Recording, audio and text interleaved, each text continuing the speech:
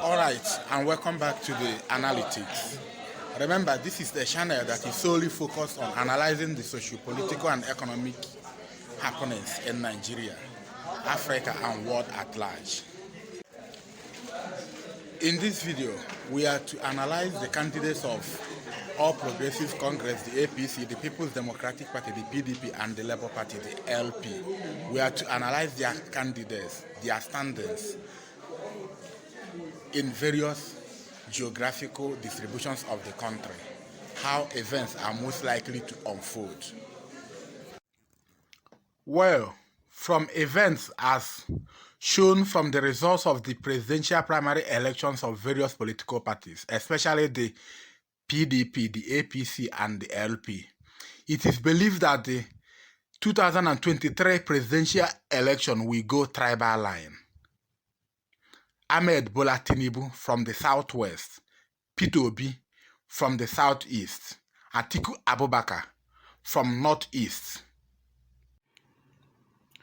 We will begin with regions that do not have notable presidential candidates. And by notable presidential candidates, we mean candidates with enough standing to win the general election.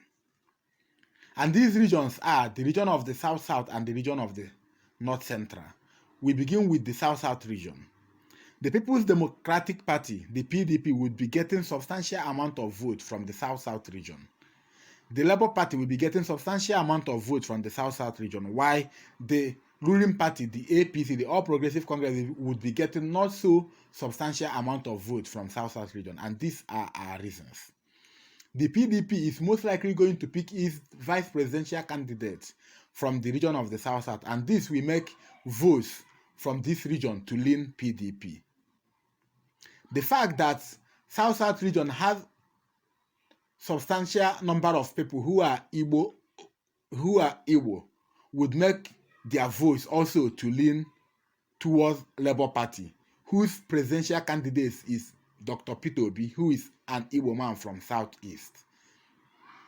While the party at the center, the APC, would not have been getting even enough votes to be called not so substantial, if not that they have notable stalwarts from the region, in the person of Rotimi Amaechi, in the person of the incumbent Deputy Senate President, Ovi Omo Agege, and other notable personalities like Goswe Akpabio and others. These people will help the party to galvanize votes, but indications have shown that votes that will lean towards APC from this region would not be enough to be called substantial.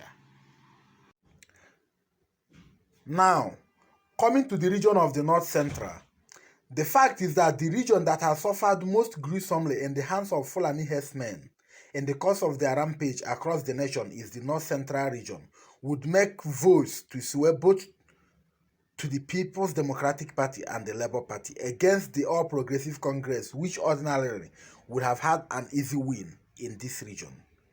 Benue and Plateau states with enough majority Christians would vote Labour Party against the All Progressive Congress, which expectedly would fly Muslim ticket, and the People's Democratic Party with a Muslim candidate.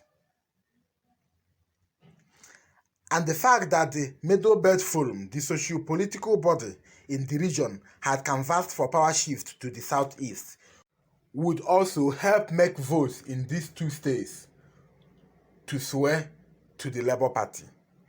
Kwara State, with greater majority of people from Yoruba origin, would vote massively, near 100% for All Progressive Congress. Kogi with APC governor will vote APC, and Niger and Nasarawa votes will be distributed evenly to the various parties, with Labour Party not getting enough votes from these two states to be called substantial. The Federal Capital Territory votes would go PDP and Labour Party. Now, this is for the region of the North Central. Now, we move over to the regions that have notable presidential candidates with enough standing to win the general election. We start with the Southwest. Remember, Asiwaju Ahmed Bola Tinubu, candidate of the APC, is from this region. This makes it that this region will vote massively for the APC, with exception of Lagos, where the Labour Party would get a substantial amount of votes, though a greater majority of the votes from Lagos State would go APC. But the fact is that the people from Southeast and people from Southwest have substantial amount of people in Lagos State, would make also that there will be a substantial amount of votes for Labour Party in Lagos State. With this exception, ordinarily, all Southwestern states will vote APC. Now, to the region of Southeast, where Peter Obi, the candidate of Labour Party, is from. Ordinarily, it is taken that all states from the Southeast would vote Labour Party.